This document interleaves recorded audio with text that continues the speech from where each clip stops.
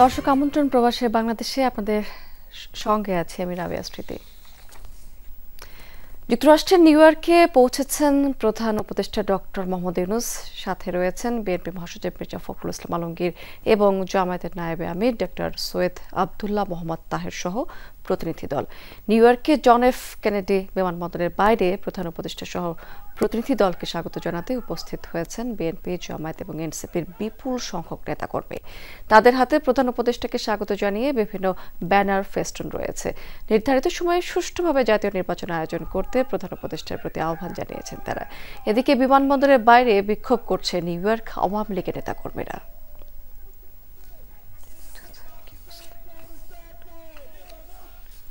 দলের মহাসচিব ফখরুল ইসলাম আলমগীর এবং বর্তমান সরকার যে অন্তর্বর্তী সরকারের প্রধান উপদেষ্টা প্রফেসর ইউনূসকে এখানে অভ্যর্থনা জানানোর জন্য, এবং আমরা তারা যতদিন এখানে থাকে আমরা প্রতিটি স্টেপে তাদের সম্পূর্ণ নিরাপত্তা নিশ্চিত করার জন্য এবং তাদেরকে সব ধরনের সহযোগিতা দেওয়ার জন্য আমরা অতন্দ্র প্রহরীর মতো জেগে আছি এবং আমরা এটা এনশিওর করছি যে শান্তিপূর্ণভাবে যুক্তরাষ্ট্রের আইন মেনে যদি কেউ তার অভিব্যক্তি প্রকাশ করে কোনো অসুবিধা নাই, কিন্তু কেউ যদি কনসুলেটের মতো আইন ভেঙে যদি কোনো অন্যায় কাজ করে আমরা যারা প্রবাসীরা আছি আমরা সেটা প্রতিরোধ করব।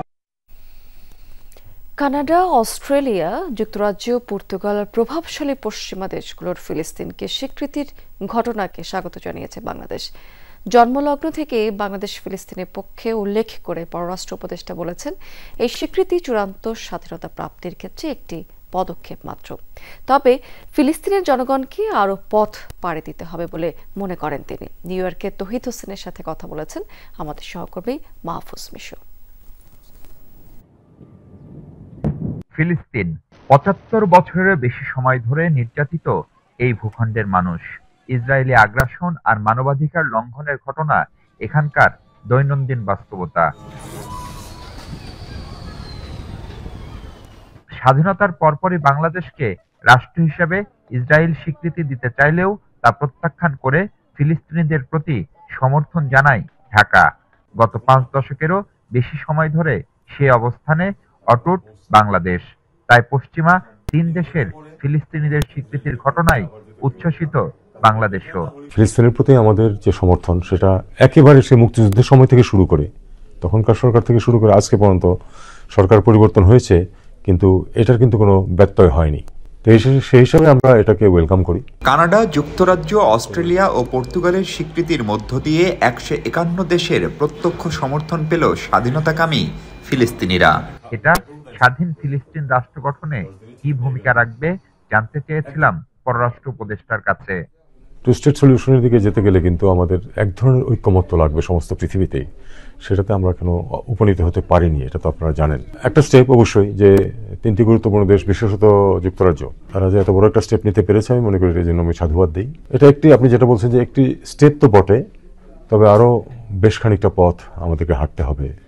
এবার জাতিসংঘ সাধারণ পরিষদেও গাজায় ইসরায়েলের চলমান আগ্রাসন নিয়ে বিতর্ক হবে সদস্য দেশগুলোর মধ্যে।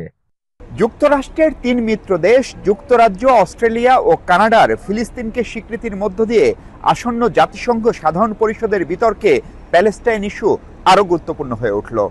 এর মধ্য দিয়ে নতুন করে বাড়তি চাপে পড়বে ইসরায়েল সরকার। তবে এখনই যে সংকটের চূড়ান্ত সমাধান হচ্ছে না তা বোধ করি বলার অপেক্ষা রাখে না। মাহফুজ মিশু, যমুনা নিউজ, জাতিসংঘ সদর দপ্তর, নিউ ইয়র্ক, যুক্তরাষ্ট্র। যুক্তরাজ্যের লন্ডনে টাওয়ার হ্যামলেটস কাউন্সিলের ৬০ বছর পূর্তি উদযাপিত হয়েছে। শনিবার একই সাথে কাউন্সিলের নতুন টাউন হল উদ্বোধন করা হয়েছে। উদ্বোধনী অনুষ্ঠানে সকাল থেকেই বাড়তে থাকে দর্শনার্থীদের ভিড়। কয়েকটি দলে বিভক্ত হয়ে টাউন ঘুরে দেখেন নতুন টাউন হলের স্থপতি এবং কাউন্সিলের কর্মকর্তারা। টাউন হলের নাম ফলক উন্মোচন করেন নির্বাহী মেয়র লুৎফর রহমান।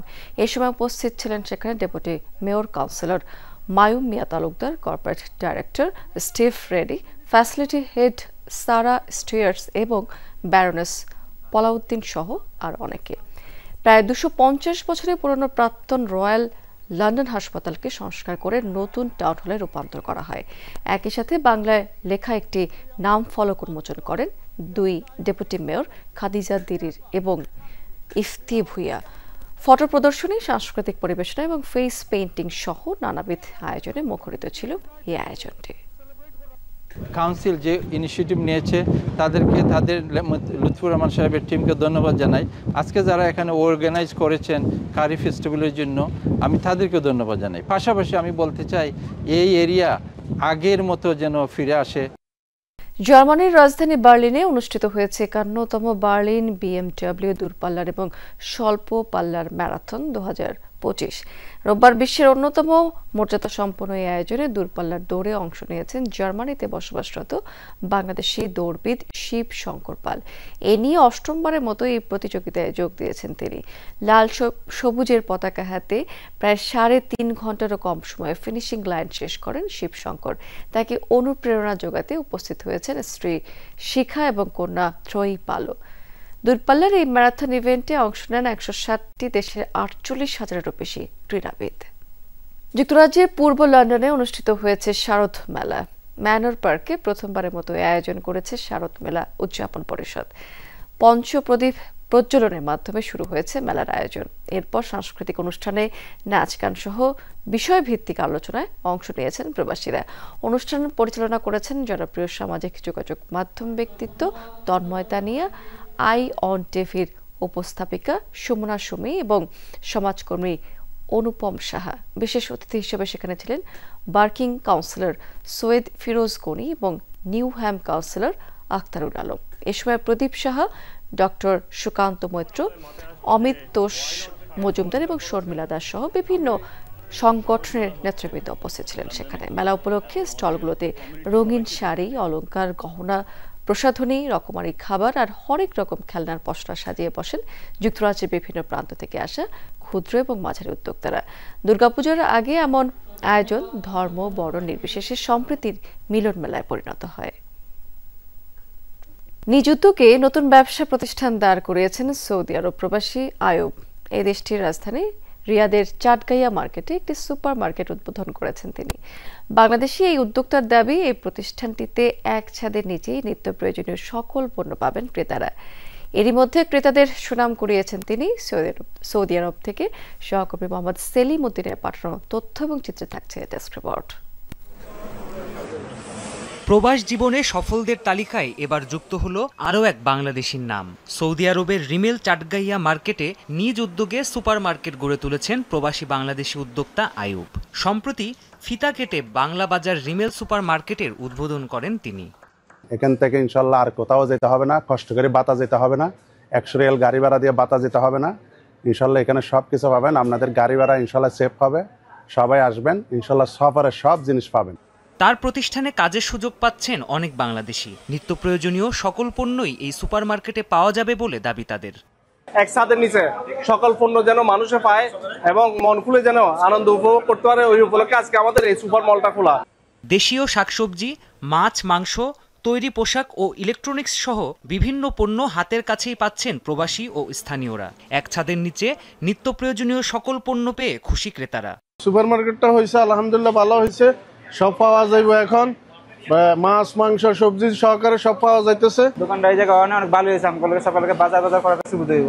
अयूब भाई बांग्लादेशी जिन्होंने इतना बड़ा सुपर मार्केट ओपन किया है, माशाल्लाह हर चीज़ यहाँ पर मिलेगी आपको, छोटी से लेके बड़ी, गोश्त वगैरह हर चीज़ सुपर मार्केट की रेट में आपको, वाजिब रेट में आपको दिया जाएगा।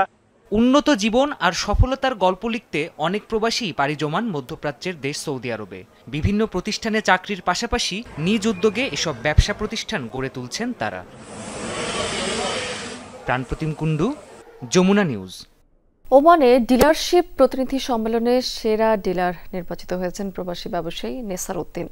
শনিবার রাজধানী মাস্কাটের একটি 5 তারকা হোটেলে আয়োজন করে ড্যানিউব গ্রুপের মিলানো ব্র্যান্ড।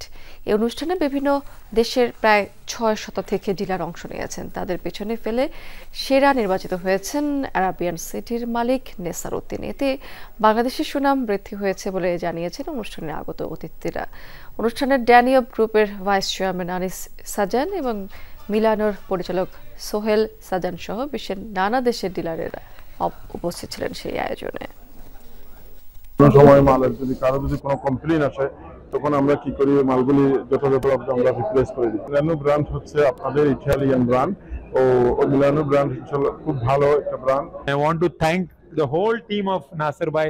Mashallah, पूरा 11 टीम का मेंबर है cricket team. They always support Milano. বিমান বাংলাদেশের চেয়ারম্যান বরাবর স্মারকলিপি দিয়েছে জালালাবাদ অ্যাসোসিয়েশন কাতার। আগামী 29 সেপ্টেম্বর থেকে এয়ারলাইনটির সিলেট টু দোহা সরাসরি ফ্লাইট বন্ধের সিদ্ধান্ত প্রত্যাহারের দাবিতে নেওয়া হয়েছে এই উদ্যোগটি।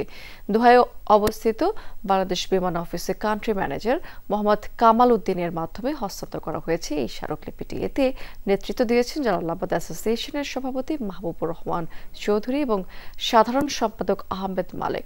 এছাড়াও ছিলেন খসরু মিয়া, আব্দুল ওয়াদুদ, বেলাল উদ্দিন, আব্দুল হালিম সহ আরো বেশ কয়েকজন। বাংলাদেশ বিমান এয়ারলাইন্স সিলেট থেকে দোহাতে যে ফ্লাইটটা আসতো এটা বন্ধ করে দিচ্ছেন। বাংলাদেশ বিমান এয়ারলাইন্সের জন্য আমরা এই দাবিটা নিয়ে গেছিলাম যে এটা যেন বন্ধ না করা হয়। আমরা চাই আমাদের এই সিলেট টু দোহা ফ্লাইটটা যেন সবসময় চালু থাকে। এর জন্য এই দাবি নিয়ে আমরা বিভিন্ন জায়গায় যাচ্ছি, বাংলাদেশ মন্ত্রণালয়েও দিচ্ছি, বাংলাদেশ প্রবাসী কল্যাণ মন্ত্রণালয়ে দিচ্ছি, বিমান অফিসে দিচ্ছি এবং কাতার বিমান অফিসেও দিচ্ছি। উন্নত চিকিৎসার জন্য সিঙ্গাপুর গেছেন গণ অধিকার পরিষদের সভাপতি নুরুল হক নূর। সোমবার সকালে ঢাকার শাহজালাল আন্তর্জাতিক বিমানবন্দর থেকে বিমান বাংলাদেশ এয়ারলাইন্সের একটি ফ্লাইটে ঢাকা ছাড়েন তিনি। দলের মুখপাত্র ফারুক হাসান বলেছেন, নুরুল হক নূর দেশের বাইরে চিকিৎসা নিতে চাননি, দেশের চিকিৎসা ব্যবস্থার উপর আস্থা রেখেছিলেন। তবে মেডিকেল বোর্ড জানিয়েছে উন্নত চিকিৎসার জন্য তাকে বিদেশে নেওয়ার কোনো বিকল্প নেই। নূর সিঙ্গাপুরের মাউন্ট এলিজাবেথ হাসপাতালে চিকিৎসা নেবেন, সময় লাগতে পারে 4 থেকে 6 সপ্তাহ। দলের মুখপাত্র আরও জানিয়েছেন, নূরের উপর হামলার দায় সরকার এড়াতে পারে না। এই ঘটনায় এখন পর্যন্ত কোনো ব্যবস্থা না নিয়ে ক্ষোভ প্রকাশ করেছেন তিনি। তার নাকের যে হাড় ইতিমধ্যে ফ্র্যাকচার হয়েছে, নাজাল বোন ফ্র্যাকচার যেটাকে বলে, এটা আসলে বাংলাদেশে এটার কোনো অপারেশন সেভাবে হয় না। এই জন্যই মূলত ডাক্তারদের পরামর্শক্রমে তাকে উন্নত চিকিৎসার জন্য আমরা দলীয় এবং পারিবারিকভাবে তাকে আমরা বিদেশে পাঠানোর উদ্যোগ নেই। তার ওই ধারাবাহিকতায় আজকে তিনি সিঙ্গাপুরের উদ্দেশ্যে রওনা দিয়েছেন এবং সেখানে মাউন্ট এলিজাবেথ হাসপাতালে তিনি চিকিৎসা নেবেন। ফ্রান্স এবং বিএনপির সাবেক সাংগঠনিক সম্পাদক জালাল খানের মৃত্যুতে শোক প্রকাশ করেছেন বিএনপি মহাসচিব মির্জা ফখরুল ইসলাম আলমগীর। রোববার এক বিবৃতিতে এই শোক বার্তা প্রকাশ করা হয়। এছাড়াও শোক প্রকাশ করেছেন সিলেট জেলা বিএনপির সভাপতি কায়ুম চৌধুরী এবং সাধারণ সম্পাদক ইমরান আহমেদ চৌধুরী সহ ফ্রান্স বিএনপি নেতাকর্মীরা। দীর্ঘদিন ফ্রান্সে বসবাসের পর সিলেটের এক হাসপাতালে ইন্তেকাল করেছেন তিনি। চট্টগ্রাম বন্দরের নিউমরিং কন্টেইনার টার্মিনাল এবং লালদিয়ার চর বিদেশি প্রতিষ্ঠানকে ইজারা দেওয়ার প্রতিবাদে গণসমাবেশ করেছে শ্রমিক কর্মচারী ঐক্য পরিষদ স্কপ। বিকেলে বন্দরের সামনে এমপিবি গেটে সমাবেশে নেতারা বলেছেন যে চট্টগ্রাম বন্দর দেশের লাইফলাইন। এই বন্দরের ইনসিটিকে ডিপি ওয়ার্ল্ডের কাছে এবং লালদিয়ার চরকে মার্কস কোম্পানির কাছে ইজারা দেওয়া গ্রহণযোগ্য নয়। দেশীয় সম্পদ বিদেশির কাছে কখনোই নিরাপদ নয় উল্লেখ করে তারা বন্দর দিয়ে ষড়যন্ত্র রুখে দেওয়ার আহ্বান জানিয়েছেন। প্রয়োজনে কঠোর আন্দোলনে হুঁশিয়ারি দিয়েছেন তারা এ সময়। জমজমাট হিলি স্থলবন্দরের ব্যবসা বাণিজ্য স্থবিরতা কাটিয়ে আবারও সরগরমে স্থলবন্দর। আমদানি রফতানি পণ্যবাহী ট্রাক আর ক্রেতা বিক্রেতার সমাগমে মুখর পুরো বন্দর এলাকা। এতে সরকারের রাজস্ব আয় বাড়ছে, ভালো উপার্জনও করছেন তারা। বন্দরের শ্রমিকেরা চাল, পেঁয়াজ এবং কাঁচামরিচ আমদানি শুরুর পর থেকেই গতি বেড়েছে সেখানকার ব্যবসা বাণিজ্যের। দেশের দ্বিতীয় বৃহত্তম স্থলবন্দর হিলি। চাহিদা মেটাতে অনেক পণ্যই এই বন্দর দিয়ে আমদানি করতে হয়, পাশাপাশি বিভিন্ন পণ্য রপ্তানিও হচ্ছে ভারতে। ব্যবসায়ীরা বলছেন, ডলার সংকট এবং এলসি জটিলতা কাটিয়ে ওঠায় ব্যাংকে ঋণপত্র খোলার পরিমাণ বেড়েছে। চাল, পেঁয়াজ এবং কাঁচামরিচ আমদানি শুরুর পর থেকেই মূলত বন্দরে বাণিজ্যের গতি বেড়েছে। দেশের বিভিন্ন প্রান্ত থেকে পাইকারদের আনাগোনাও বেড়েছে।